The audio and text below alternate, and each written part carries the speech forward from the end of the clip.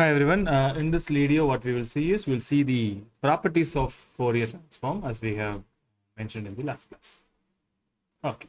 The first property is called linearity property. Remember, the properties that whatever we are going to discuss is almost similar to whatever the properties that we have discussed in linear Laplace transformation, Fourier series, Laplace inverse transformation, all of them. Okay. The linearity property means that if you are given f and g as two different functions, and if you want to find the Fourier transform of f plus g, then all that you can do is simply find the Fourier transform of individual f and g, then sum it up, right? What do I mean by that is simply, suppose if you have f and g here, if you want to find the Fourier transform of these two, then Fourier transform of f can be found individually and Fourier transform of g can be found individually, and you can add them, right? So this is going to be working for scalar multiplication as well. So which means if you multiply by something a, and then you can also take this a outside, and hence you will get such kind of equation in mind. So this is we mean by linearity property. Fourier transformation possess that linearity property. Okay. So the next property is something called shifting property. Let me grab it. Yeah, here. So next property is called as a shifting property. And what do I mean by shifting property? It's simple. You see, suppose if you have f of x Fourier transformation is capital F of s, then suppose if you want to translate a units rightward, which means if you want to look at f of x minus a, then its Fourier transform is simply e to the power ias times the Fourier transformation of f of x, or in other words, e to the power ias into f of s. So this is very useful property if you want to look at a function which has been translated just a units right side. Okay.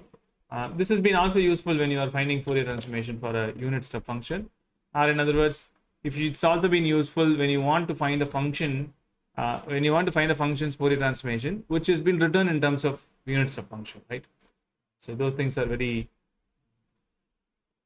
very easy to figure it out. Now the next property is something called change of scale property. So change of scale property.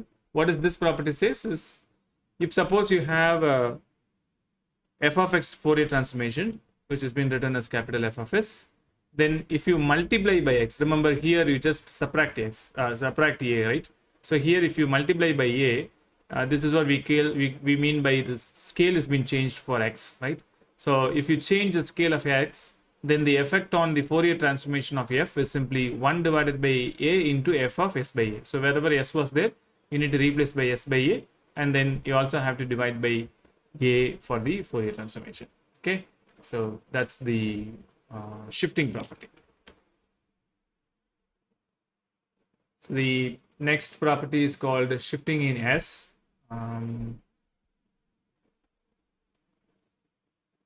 That is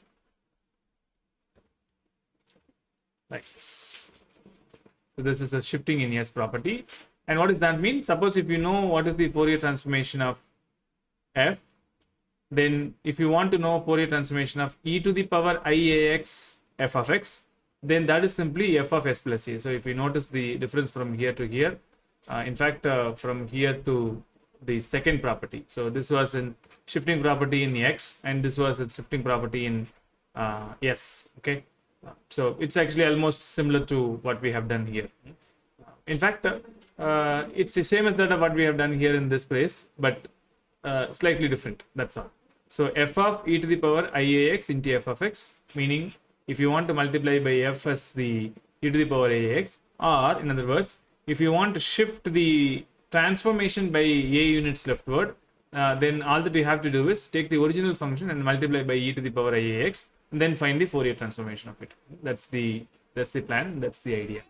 This also has been useful in some time, that when you want to do a transformed variable or transformed function to have some things. Okay. The next one is something called modulation property. So modulation property is this. What is modulation property is? It's again, when you want to multiply, when you know what is the Fourier transformation of f, and if you want to multiply f of x by cos ax, then the Fourier transformation of cos ax times f of x is nothing but 1 by 2 times f of s plus a plus f of s minus a. So that's called as modulation property. This is also useful in some time when you want to find out a Fourier transformation of f which multiplies by cos. Okay, fine. What else? We also have a Fourier transformation for derivative, as like what we have it for Laplace transformation. Let me put that as well here. So that's the Fourier transformation of derivative. If you know what is the Fourier transformation of f, and if you know that the f dash is continuous and absolutely integrable on minus infinity to infinity, don't worry about this term here is called absolutely integrable. You can think of that way as like it has been integrable or not. That's it. In other words, it's also been, whether it has been integrable positive way, that's the idea. If it has been integrable, then if you want to find out Fourier transformation of derivative of f, provided if you know the Fourier transformation of f, all that you have to do is just multiply that Fourier transformation of f of x by minus is. That's all. Okay, fine. That's it. If f of x converges to 0 as x tends to plus or minus infinity, that's also has been there. This condition is also there. I will explain this condition. What do I mean by this in the later courses when the problem is being addressed. Okay. So one can also similarly prove what about the Fourier transformation for second derivative, third derivative, etc. Okay. Let me put that also in the screen here. So if you know Fourier transformation of f, then you will know what is the Fourier transformation of f dash, and similarly you can prove that f double dash Fourier transformation is simply minus is times of Fourier transformation of f dash of x, correct? So you're just successfully applying the same rule that what we have done. Then that means what you have here is, if you want to find the Fourier transformation of f double dash, then simply this is minus is whole square times Fourier transformation of f. Okay, that's the idea. So continuing this way, we can find out the Fourier transformation of in kth derivative of it, which is simply minus is times k, minus is to the power k into the Fourier transformation of f. I think this is what has been written. So here it is written as nth derivative. If you want to find out the Fourier transformation, then minus is times minus is whole to the power n into Fourier transformation of f. That's what it says. Okay. Of course, this condition remains. So all these terms has to approach 0 as x tends to plus or minus infinity. Okay.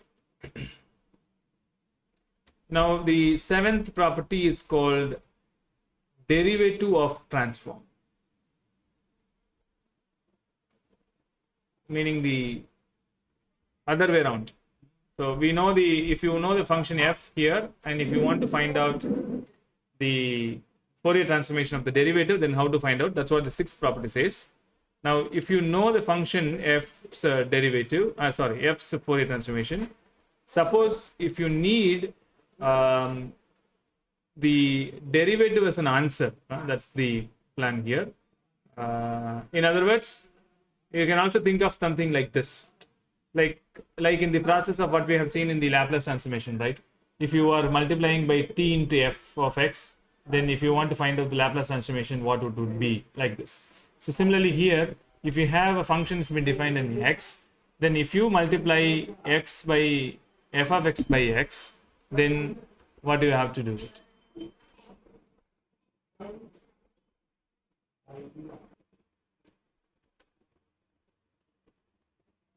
Yeah, sorry for it. What I'm saying here is, if you have function f here, and if you multiply by x, then what is the Fourier transformation of this particular function? What would be? Simply minus I into df by ds. Okay, that is it. You can prove it. In fact, you can prove it for in general that if you have x to the power n is being multiplied by f, then the answer for that, or the Fourier transformation of x to the power n f, is nothing but minus I whole to the power n into d to the power n f. D to the power n means d nth derivative of f with respect to s. That's what this d to the power n means. Okay, so that was the 7th property. Let's look at the one more property as well. That is Fourier transform of an integral function.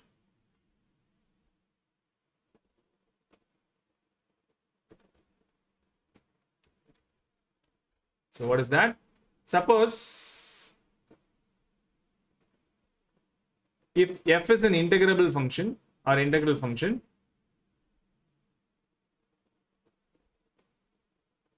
then the f of integral a to x f of x dx. For this, if you want a Fourier transformation, then it is simply I by s times f of s. Okay. Remember, everything has a proof. You can check it in the B.S. Grewal book or Shivrama Krishnada's books or any other general Fourier transformation books. Everything has a proof. I'm not actually doing the proof right now at this moment because this particular video series is actually mainly concentrating on solving the problems rather than proving anything. Okay, so we're going to use all these problems. We're going to use all these properties to prove to solve some of the problems rather than doing a theoretical job here in this course. So the final property in this particular video is, if you know what is the Fourier transformation of f, then what is the Fourier transformation of a complex conjugate of f? That is simply you take the Fourier transformation of f and then replace all s by minus s. Remember, look at here, replace all s by minus s, then take the conjugate of a complex conjugate, then that's what the Fourier transformation of f of x. So this problem is very important property that we might use it in solving the problems here. Okay, fine. Anyway, I'm going to wind up this video at this point, and we will see some more problems solving it using these properties in the next video. Thank you guys, and see you in the next video.